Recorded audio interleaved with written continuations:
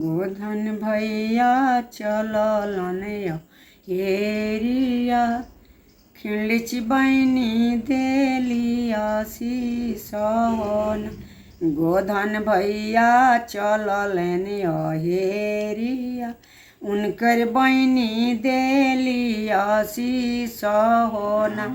जिया सुरे मोरा भैया जिया भैया लाख बरिस होना।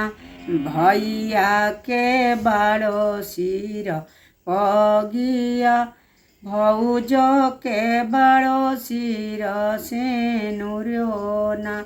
चकवा भैया चललन हेरिया खिलच बहनी देलिया शीस होना। जिया सुरे मोरा भैया जिया भैया लाख बरिस होना।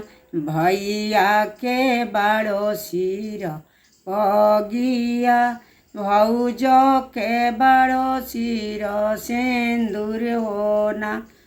पाँचू भैया चललन हेरिया प्रियंशु बहना देलिया शीस होना।